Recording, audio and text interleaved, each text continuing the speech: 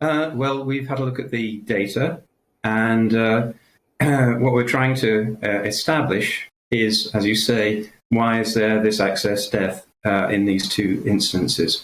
This didn't occur in 2020.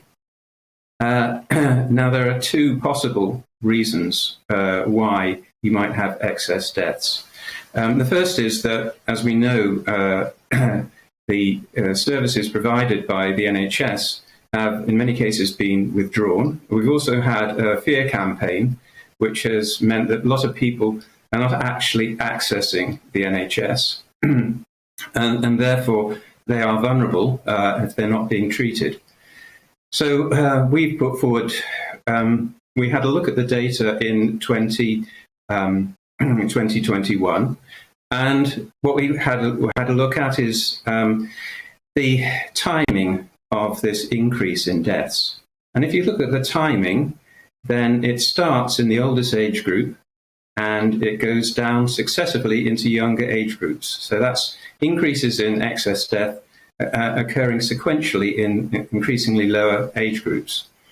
Now, there are two reasons why that might be. First of all, it might be that we've withdrawn services. The most vulnerable people are the oldest people, and therefore they're the ones which suffer first, and therefore we might expect excess death to go up there first, and later on those who are less vulnerable become affected, and those in the lower age groups. So that's one particular hypothesis.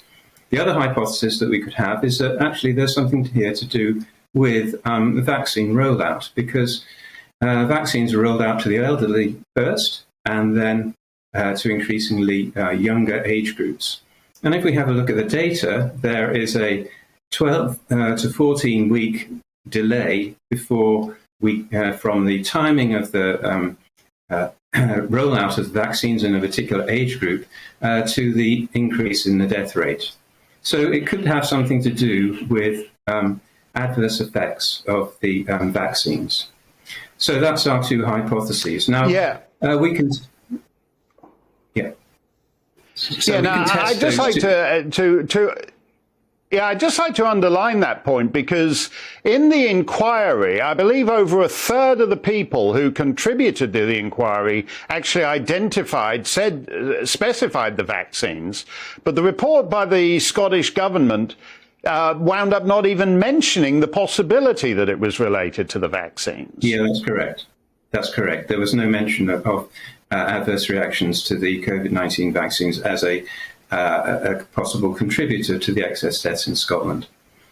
So we have these two hypotheses. One of them is lack of care, and the other one is that we've got adverse effects of the COVID-19 vaccines.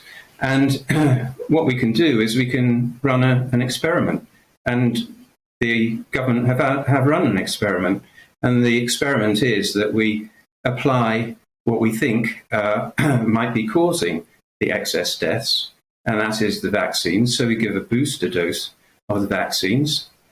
And if our hypothesis about excess deaths being caused by vaccines is correct, we should see, once again, a rise in excess death about 12 to 14 weeks after the application of those experimental vaccines. And we had a look at the data in 2022, and that seems to be exactly what is happening. At the beginning of 2022, we didn't have excess deaths fell. But then it started again in Scotland about 10 weeks into 2022.